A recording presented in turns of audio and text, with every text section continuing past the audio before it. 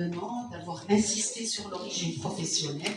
Effectivement, comme vous le savez tous, ça représente, et vous avez donné même des chiffres, des statistiques, plus que 50% de ces cas de leptospirose ont une origine professionnelle. Donc, parce que nous, on nous les a pas envoyés pour identifier les cas, vous l'avez si bien signalé. C'est pas évident, parce qu'ils vont venir pour une visite médicale périodique. Donc, je pense que nous, en qualité de médecins du travail, nous ne cessons de sensibiliser sur le port des EPI, les équipements de protection individuelle, et notamment notre personnel de la santé, qui porte rarement les gants, quand on les voit, hein, dans les laboratoires, dans les services, et les lunettes. Les lunettes parce que ça passe après un AES, il n'y a pas de chimioprophylaxie, ça passe par les yeux et ça passe par voie cutanée. Donc c'est tout ce qu'on peut faire pour ce personnel, il n'y a pas de chimioprophylaxie. Il faut renforcer les équipements de protection, on ne cesse de le répéter à chaque fois quand ils viennent nous consulter, mais hélas, c'est le personnel le plus indiscipliné, et notamment dans les services à haut risque, l'infectieux, les urgences, etc. Et concernant les services à risque, je pense qu'il va falloir passer à la vaccination. Et notamment la voirie, les égoutiers, le BTPH que nous prenons en charge. Hein.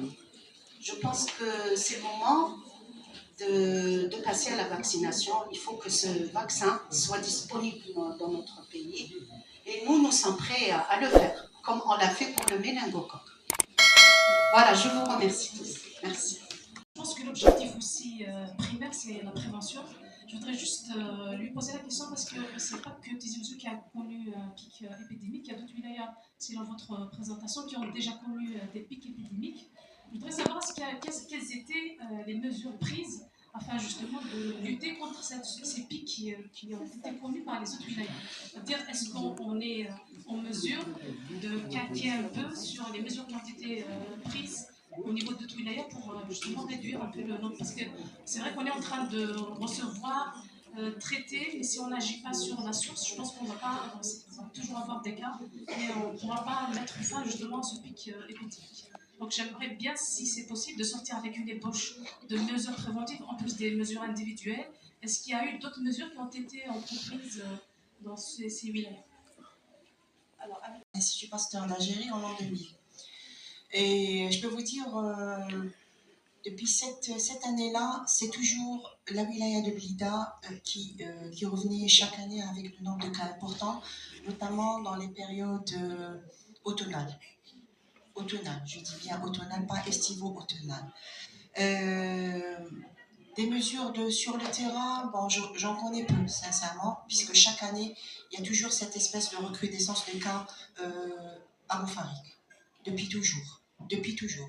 Et là, actuellement, ça redémarre. Après Tizi Ouzou, actuellement, c'est Boufarik qui envoie beaucoup de prélèvements en ce moment. Les mesures sont simples. Il y a des mesures collectives, il y a des mesures individuelles. Individuelles, c'est clair, c'est le port des EPI, l'information des personnes exposées, l'information sur éventuelle contamination sur le lieu de travail. Ça, il faut que les personnes soient informées de ce risque-là. Les EPI, c'est clair, donc le port de tous les équipements indispensables, la combinaison étanche chez les personnes qui font les plongées sous-marines, par exemple. Là, j'avais signalé la dernière fois chez les personnes qui travaillent dans au jardin d'essai, qui font les boutures là pour les plantes. Bon, je peux vous garantir qu'ils ont l'équipement dès leur recrutement, mais simplement ils les portent en hiver. Enfin, c'est pour se protéger du froid, mais jamais en été. Donc il y a cette culture réfractaire au port des EPI. Il faut qu'il y ait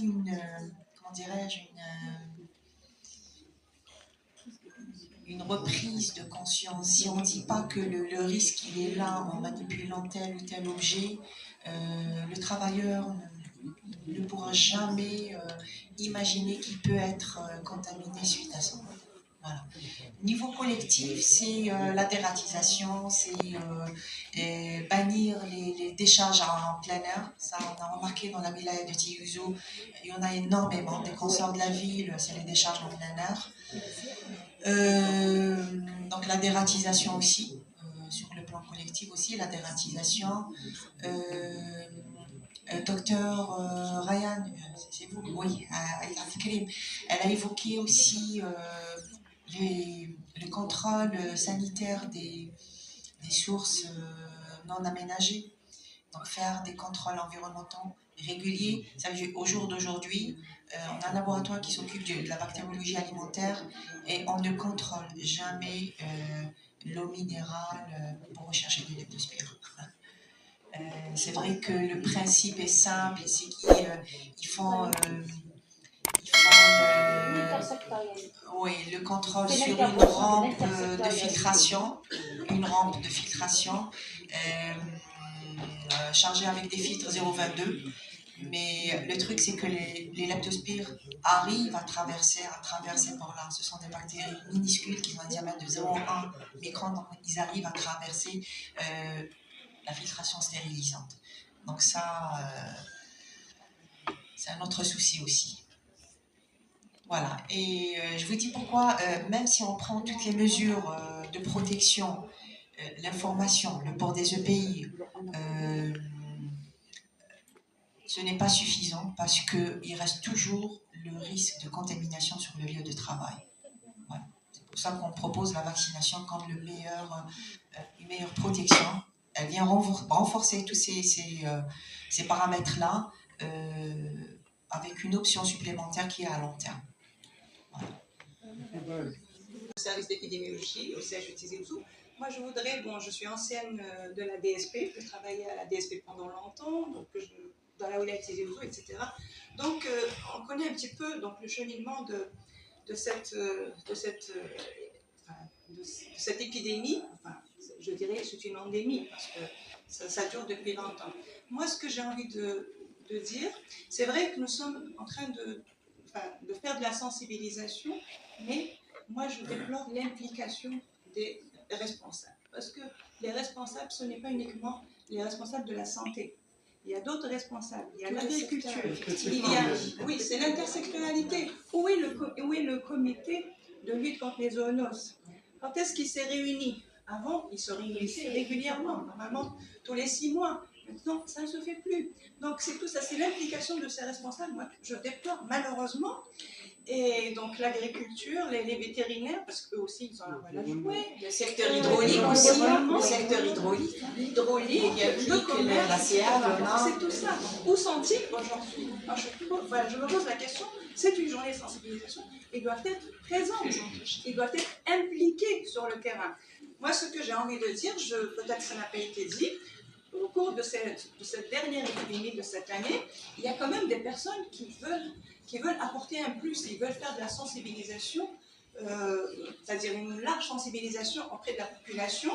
Malheureusement, il y a quand même des actions, je le dis et je le dis fort, malheureusement il y a des actions réprimantes, c'est-à-dire il y a des gens qui veulent faire des bonnes actions, malheureusement il y a des ordres, c'est-à-dire qui viennent d'en haut, c'est-à-dire au niveau de la wilaya, je le dis, au niveau de la DSP, et disent pourquoi vous n'avez pas à informer, vous n'avez pas à informer la population, vous n'avez pas à faire des séances de sensibilisation, alors que moi je dirais que ça c'est un crime. Il faut informer, il faut sensibiliser, laissez les gens travailler, laissez les scientifiques travailler. Parce que la politique, c'est une chose, il faut la laisser de côté, mais la science, elle est là. Il faut travailler dans ce sens, il faut arriver à sensibiliser le maximum de professionnels de la santé, il faut arriver à sensibiliser la population. C'est ça le problème. Donc même si, c'est-à-dire toutes les mesures elles sont connues, mais si on n'arrive pas à impliquer tout le monde, ça ne marche pas. Je vous remercie. Tout à l'heure, One Health pour tout le monde, une seule santé pour tout le monde, et on est en plein ODD. Nous, on est ODD 3, la santé. On peut pas, comme on dit, on peut pas applaudir seulement tout seul, mais il faut les autres ODD doivent venir participer c'est une épidémie, c'est même pas une endémie, on parle d'épidémie. Moi, je parle d'épidémie. Si l'épidémie ne s'arrête pas aux professionnels de santé, elle s'arrête aussi aux autres secteurs, que ce soit agricole, vétérinaire, hydraulique, tout ça. Et bien sûr, la médecine du travail, elle a son rôle aussi à jouer. De toute manière, l'année dernière, il y a eu sur l'année 50 cas. Avec, et Dr Amarin s'en souvient, on l'avait vraiment mis beaucoup de pression parce que à la même période. On avait énormément de difficultés parce qu'on avait 50 patients et avec beaucoup de cas sévères et des décès. Nous avons déclaré, nous avons informé.